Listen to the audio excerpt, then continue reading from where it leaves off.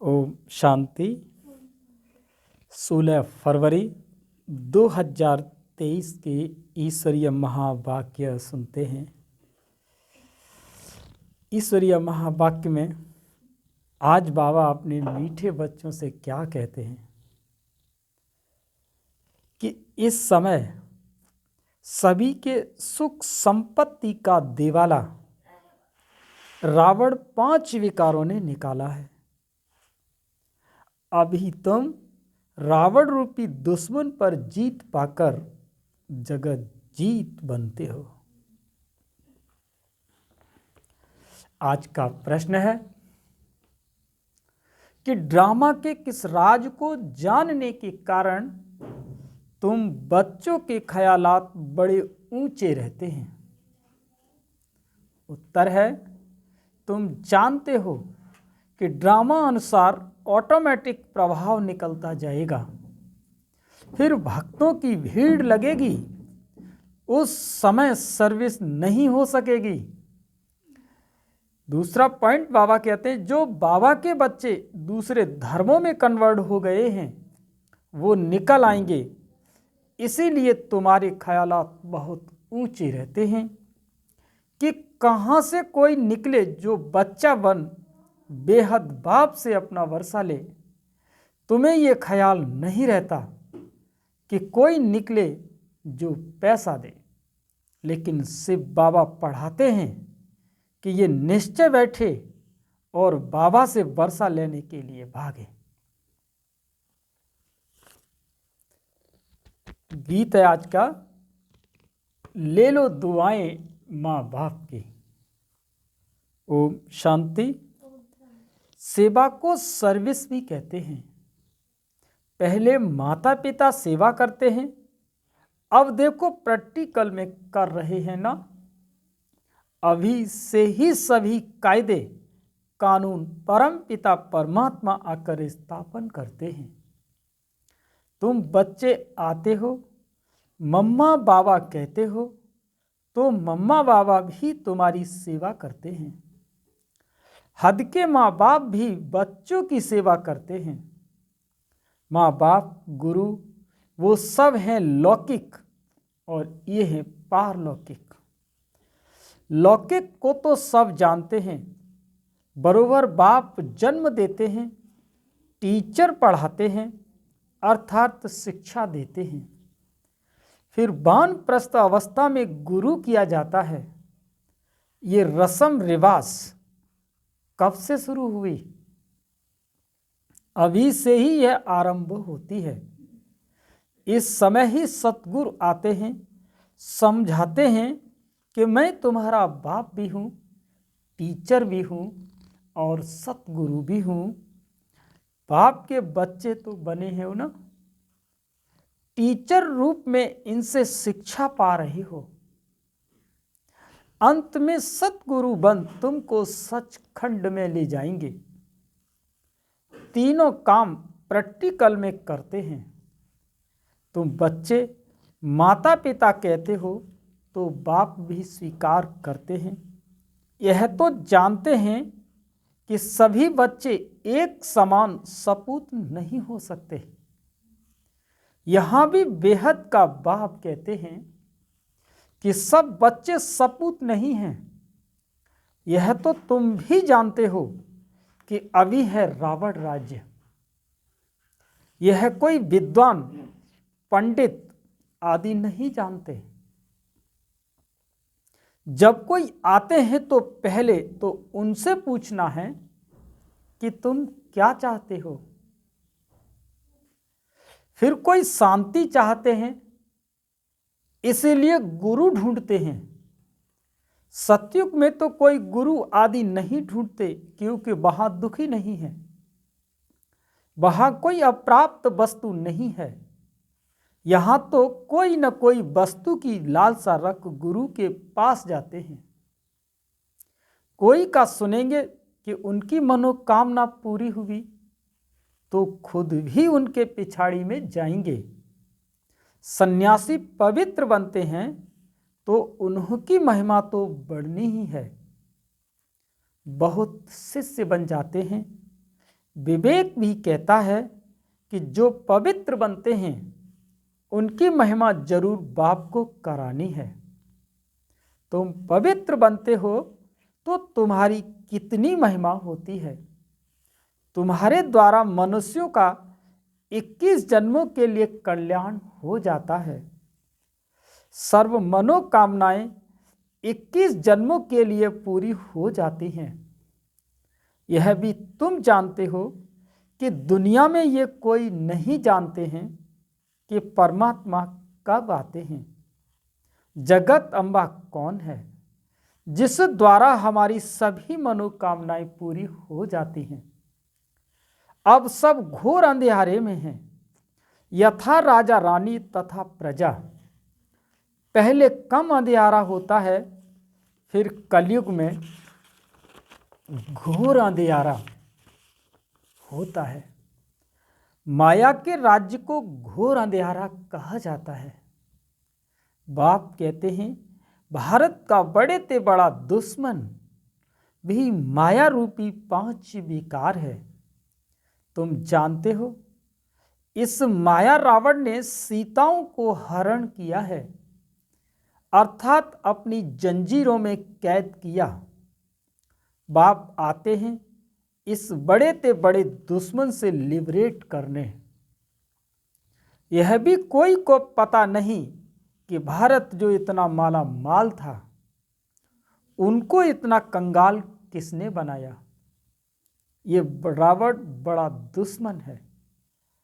इनकी प्रवेशता के कारण भारत का यह हाल हो गया है। कहा जाता है ना कि तुम्हारे में क्रोध का भूत है, परंतु समझते मनुष्य कुछ नहीं कि 5 विकारों को भूत कहा जाता है। ये भूत अर्थात रावण ही सबसे बड़ा दुश्मन है। ऐसे नहीं कि मुसलमानों व क्रिश्चियन ने भारत को कंगाल बनाया, नहीं, सबके सुख संपत्ति का देवाला इसी रावण ने निकाला है। यह बात कोई नहीं जानते। अब सन्यास धर्म को 1500 वर्ष हुए हैं। उन्हों की संख्या बहुत वृद्धि को पाई हुई है। वृद्धि को पाते पाते अभी आकर जड़ जड़ी भूत अवस्था को पहुंचे हैं। तुम्हारा तो अब सतो प्रधान नया झाड़ है। तुम अभी रावण के साथ युद्ध कर रहे हो। गीता में रावण का नाम नहीं है। उन्होंने फिर हिंसक युद्ध दिखा दी है। बाप कहते हैं तुम इन 5 विकार रूपी रावण पर जीत पाने से जगत जीत बनेंगे। अन्य सभी धर्मों को तो वापस जाना है, क्योंकि सतयुग में तो होगा ही एक धर्म एक राज्य। सो जिन्होंने कल्प पहले लिया था, जो सूर्यवंशी बने थे, वही सतो प्रधान नंबर 1 राज्य करेंगे। सतयुग में था ही एक धर्म, फिर पुनर्जन्म लेते लेते अभी तो बहुत वृद्धि हो गई है। जैसे अन्य धर्मों में भी अनेक प्रकार की वृद्धि हो गई है, वैसे इसमें भी ब्रह्म समाजी, आर्य समाजी, सन्यासी आदि कितने हैं बंडर है तो सभी भारतवासी एक आदि सनातन देवी देवता धर्म के हैं ना। सिजरा तो ऊपर से वही चला आता है ना। भारत खंड है सचखंड, जहां बाप आकर देवी देवता धर्म में ट्रांसफर करते हैं। यह तुम जानते हो कि पहले 7 रोज भट्टी में रख सूत्र से ब्राह्मण बनाना पड़ता है। सन्यासियों को तो वैराग्य आता है, जो जंगल में चले जाते हैं। उन्हों का रास्ता ही अलग है, घर-बार छोड़ जाते हैं। उन्हों को कोई तकलीफ नहीं है। हाँ, मनसा में तो संकल्प आएंगे, काम विकार से तो छूट ही जाते हैं। बाकी क्रोध आता है, उनमें भी नंबरवार तो होते हैं ना। कोई उत्तम, कोई मध्यम, कोई कनिष्ठ, कोई तो एकदम डर्टी भी होते हैं। सतयुग में भी भल सुखी हो तब सब होते हैं, परंतु नंबरवार मर्तबा तो है ना। सूर्यवंशी राजा रानी प्रजा, चंद्रवंशी राजा रानी प्रजा, उत्तम मध्यम कनिष्ठ तो होते हैं। यह सभी धर्मों में होते हैं। तो बाप सभी राज बैठ समझाते हैं। इस मार्ग में डिफिकल्टी बहुत है, सन्यास मार्ग में इतनी नहीं है। उन्हों को तो वैराग्य आया, सन्यास लिया खल्लास। कोई कोई फेल होते हैं, कोई जो पक्के होते हैं उन्हों का वापस आना मुश्किल है। यहाँ तो यह है गृहस्थ व्यवहार में रहते पवित्र रहना। बाप समझाते हैं बहादुर वह जो दोनों इकट्ठे रहो और बीच में ज्ञान योग की तलवार हो।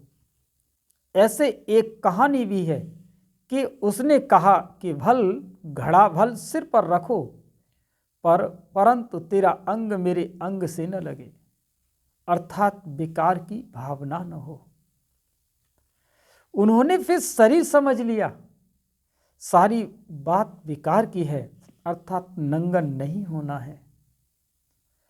काम अग्नि में जलना नहीं है, बड़ी मंजिल है तो प्राप्ति भी बहुत बड़ी है। सन्यासी पवित्र बनते हैं तो उन्हों को भी कितनी प्राप्ति है। बड़े बड़े महामंडलेश्वर बन बैठे हैं, महलों में रहते हैं। बहुत लोग जाकर पैसा रखते हैं, चरण धोकर पीते हैं, बहुत महिमा होती है, परंतु नंबर 1 महिमा है ईश्वर की। वही स्वर्ग का रचयिता है, वहाँ माया का नाम निशान नहीं रहता। सन्यासी भी यह नहीं समझते कि माया 5 विकार है, सिर्फ पवित्र रहते हैं। उन्हों का ड्रामा में यही पार्ट है। उन्हों का है ही हठ योग, तुम्हारा है सन्यास, राजयोग सन्यास। वह राजयोग तो सिखला न सके, वो है शंकराचार्य और ये है शिवाचार्य।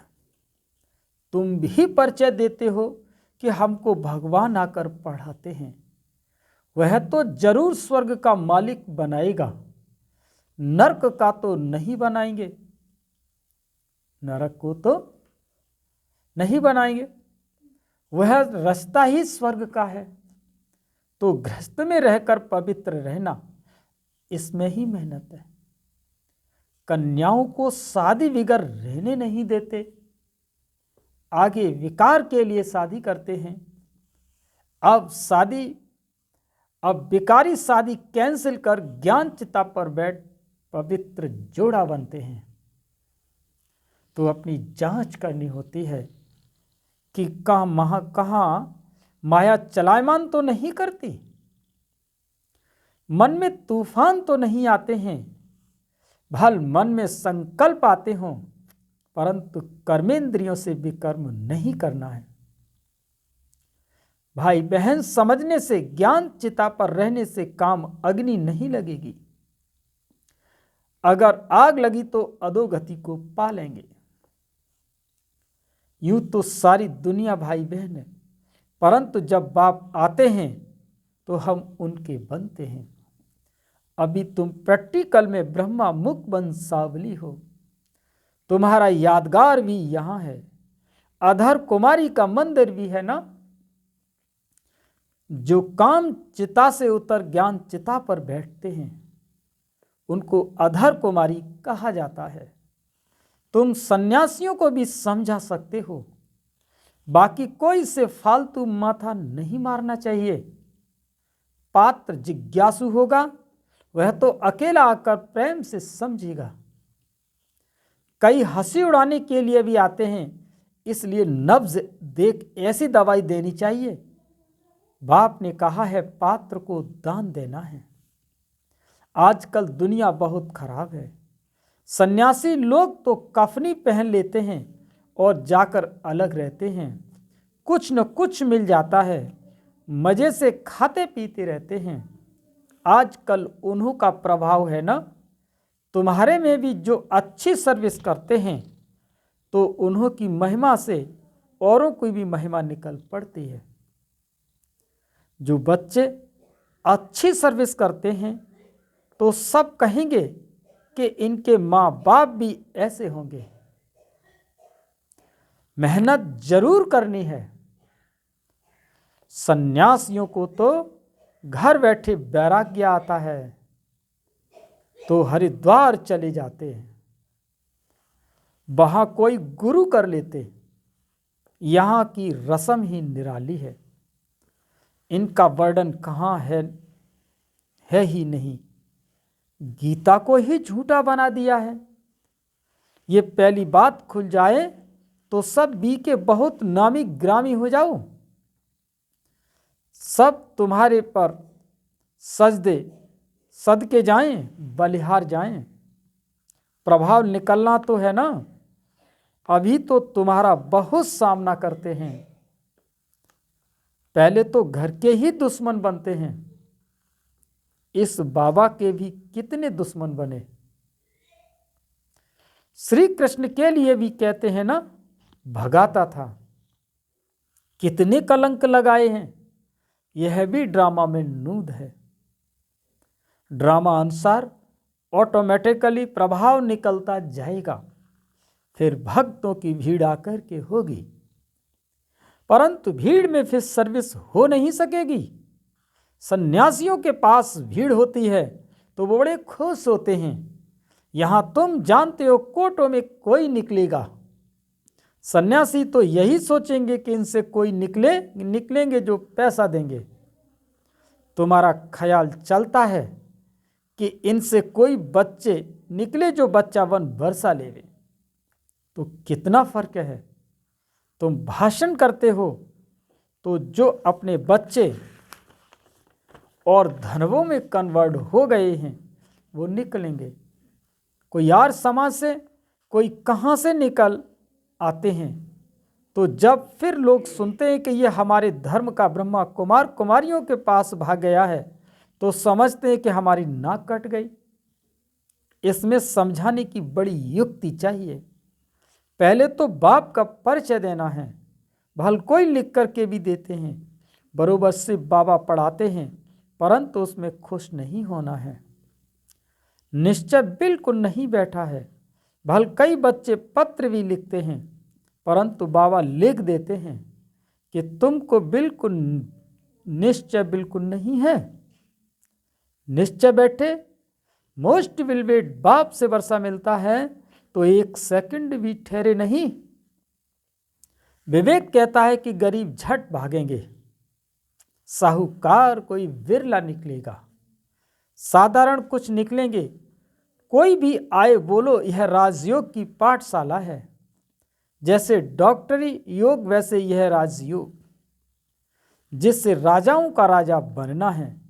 हमारा एम ऑब्जेक्ट है ही मनुष्य से देवता बनना। अच्छा, बाप दादा का मीठे मीठे सिकी लदे बच्चों प्रत नंबरवार पुरुषार्थ अनुसार याद प्यार दिल पर वह चढ़ते हैं जो पुरुषार्थ कर आप समान बनाते हैं। बाकी बाप सभी को प्यार तो ही करेंगे। अच्छा, रूहानी बाप की रूहानी बच्चों को नमस्ते।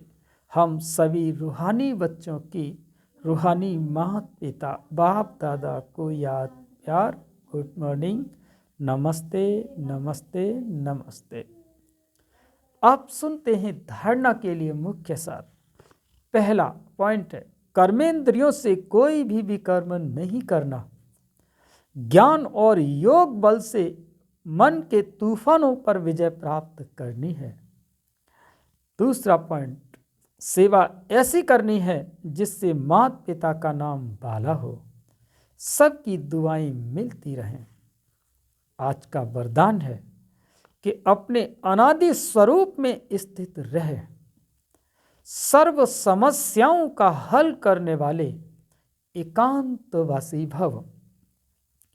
अपने अनादि स्वरूप में स्थित रहे, सर्व समस्याओं का हल करने वाले एकांतवासी भव। आत्मा का स्वधर्म सुकर्म स्वस्वरूप और स्वदेश शांत है। संगम युग की विशेष शक्ति साइलेंस की शक्ति है। आपका अनादि लक्षण है शांत स्वरूप रहना और सर्व को शांति देना। इसी साइलेंस की शक्ति में विश्व की सर्व समस्याओं का हल समाया हुआ है। शांत स्वरूप आत्मा एकांतवासी होने के कारण सदा एकाग्र रहती है और एकाग्रता से परखने व निर्णय करने की शक्ति प्राप्त होती है, जो व्यवहार और परमार्थ दोनों की सर्व समस्याओं का सहज समाधान है। और आज का स्लोगन, अपनी दृष्टि, वृत्ति और स्मृति की शक्ति से शांति का अनुभव कराना ही महादानी बनना है। आज के अव्यक्त इशारे, जैसे वाणी द्वारा प्रत्यक्षता करते हो तो वाणी का प्रभाव बढ़ता है, उससे भी ज्यादा प्रभाव गुण और कर्म का पड़ता है। तो आप बच्चे, हर बच्चे के नयनों से ये अनुभव हो कि इन्हों के नयनों में कोई विशेषता है, साधारण नहीं, अनुभव करें, अलौकिक है। उन्हों के मन में क्वेश्चन उठे कि ये कैसे बने, कहाँ से बने, स्वयं ही सोचें और पूछें कि आपको ऐसा बनाने वाला कौन। तो अपनी स्थिति द्वारा बाप को प्रत्यक्ष करो। अच्छा, ओम शांति।